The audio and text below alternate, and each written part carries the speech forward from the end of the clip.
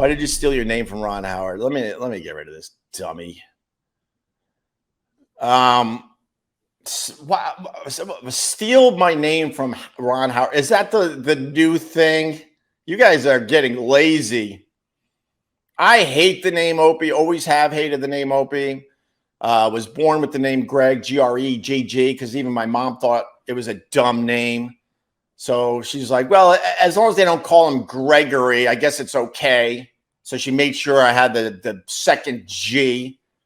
Always wanted to ask my mom about that. You obviously weren't all in with my name, because then when people called me Gregory when I was younger, she would be like, it's Greg, Grejj.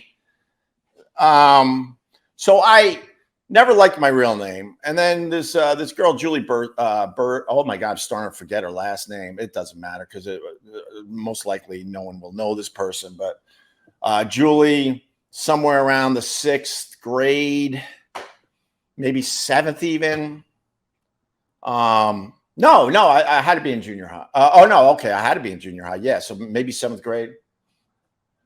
She said, hey, kid, what's your name? I said, Greg. She goes, you need a nickname? Do you have any nicknames? I go, no. And then it was humiliating as the teacher was late that day for whatever reason. So she held court and made everyone come up with nicknames for me.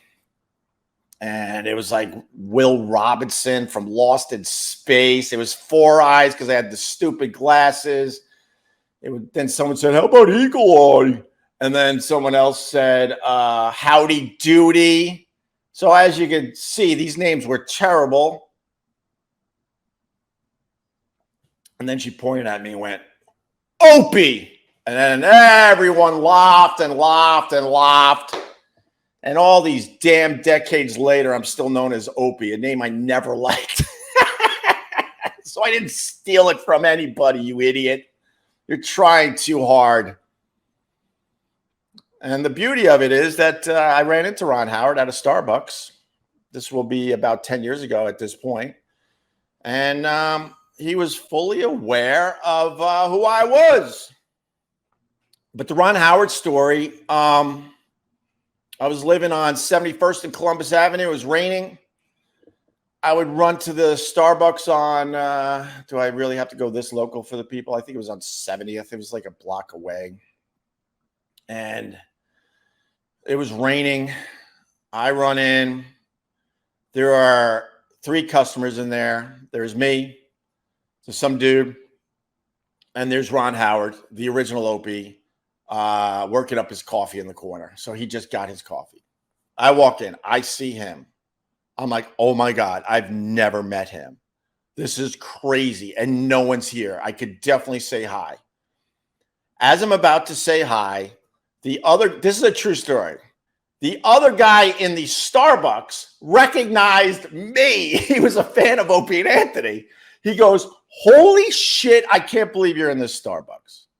And I go, holy shit, you're not going to believe that the person I'm named after, Ron Howard, was right over there. He didn't care. He wanted a picture with me. He wanted to talk about Opie and Anthony. He just had my ear. And I'm listening to this guy, and I'm like, uh-huh. And then it's my turn, and I order 2 whatevers, coffees, whatever.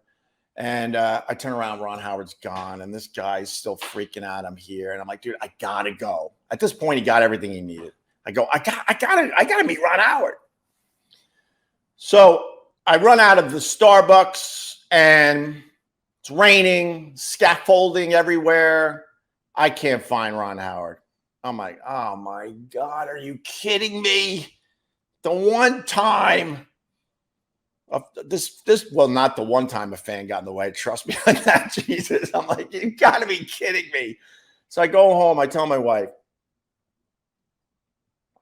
it's only a block away. So I give her a coffee. I'm like, I can't believe this. And I didn't have a camera on me because I don't think these were too good at that point. So I grab a camera. I go, I got to go back out. I got to go. I know there's a lost cause, but I got to.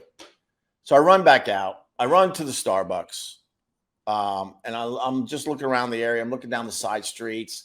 And across the street, under the scaffolding, Ron Howard's just hanging out. I think he's waiting out the rain. I'm like, perfect. So Went up to Ron Howard. I go, I don't know if you know who I am, but I'm named after you. And he goes, really, Ron? I'm like, I go, no, Opie. And he goes, Opie from Opie and Anthony? Swear to God, he knew of the show. I go, yeah, man. He goes, oh, I've been hearing about you forever because, because we share that name. And we had small talk, and he said, I heard of you guys. He didn't make it sound like he actually listened or anything like that. And I go, wow, man, it was a pleasure meeting you. And we got a picture. Man, I got to post that picture. I don't even know where that is. It might be in storage. I did post it a while ago. If someone has it, if they could send it to me, that'd be great. And then fast forward a couple of years, he walked through the studio doors and he was on our show. And he couldn't have been nicer. He was so cool. He was one of those guests that his appearance ended. He had to move on to something else. His people are trying to pull him out of the studio, but he hung and sat in that seat during one of our long monster commercial breaks because we were doing that well. Yes. And just shooting the shit with us. And I shook hands with him. We took another picture, and that was it. And he gave us a great day of radio.